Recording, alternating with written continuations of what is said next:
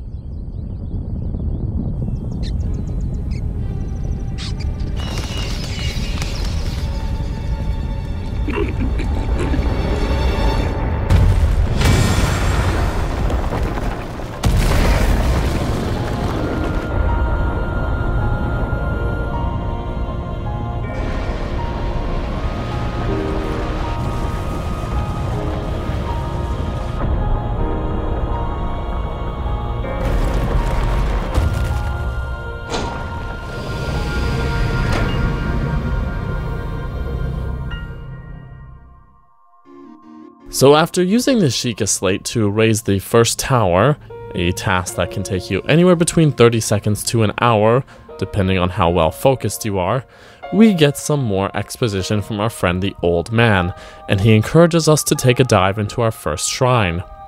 These shrines are something that is touted as being an important part of this game. With 120 of them to find throughout Hyrule, they act not as a replacement for traditional Zelda dungeons, but as the game's form of Link's growth plan. A game's growth plan is the way the game sets up the player to feel more powerful and accomplished by the end of the game versus the beginning. A well set up growth plan should feel gradual but rewarding, and be especially noticeable when we find ourselves easily taking out enemies that we struggled with early in the game. A great example of this would be going back to the plateau and exacting your revenge on these poor, half-buried guardians that would totally one-shot us earlier in the game. The shrines do this by rewarding us with spirit orbs that basically act as replacements for heart pieces.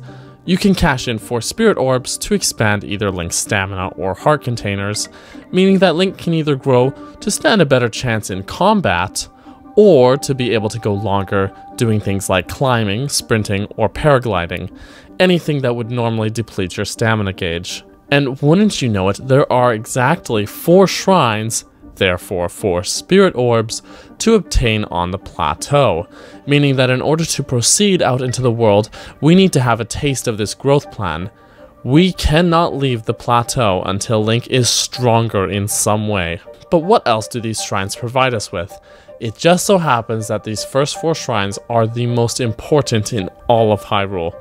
Not just because they set the precedent for what else there is to find later in the game, but they give us the 4 main rune abilities that we'll need to use and master in order to solve Hyrule's many puzzles.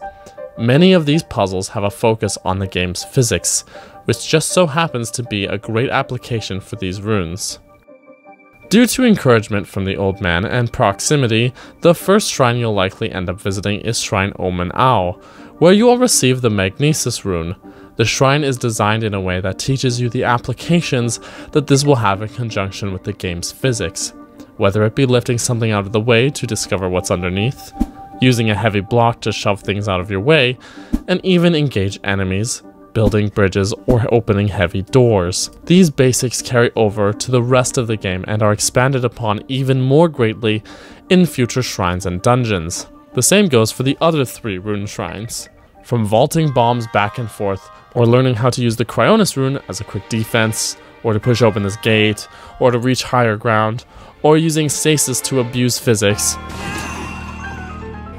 I also really love that there's a use for these runes right outside the shrines you obtain them in, to really reinforce in the player's head that these are not exclusively meant to be used in shrines, but have a real application in the world.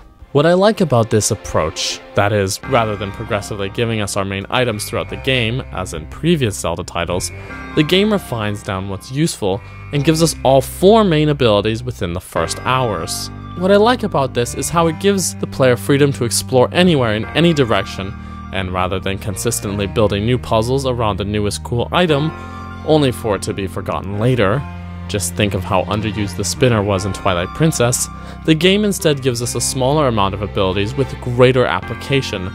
Since these are used greatly in the world and on the world's physics, they can be used more widely and interestingly than, say, just putting a hookshot target on a high ledge. And this is meant as no dig to past titles and how they handle items.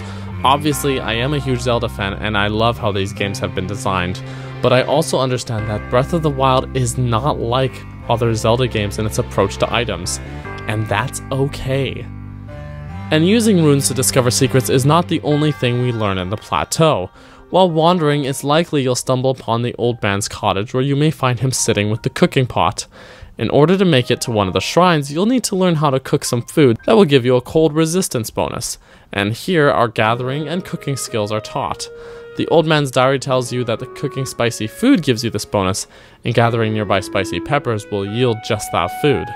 Getting the warm doublet also shows us the different sort of effects that clothing can have, again, via cold resistance.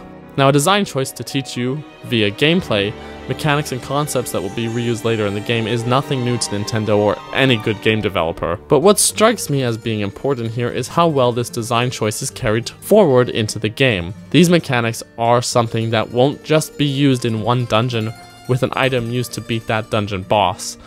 All of these runes, and cooking, and the changing of your clothes, have applications that carry across the entire game, and they all begin here on the Great Plateau. Hey everyone, thank you so much for watching this video. If you enjoyed this, please give it a like and be sure to subscribe to Nintendo Prime for more videos. Thanks again for watching everyone. Bye bye.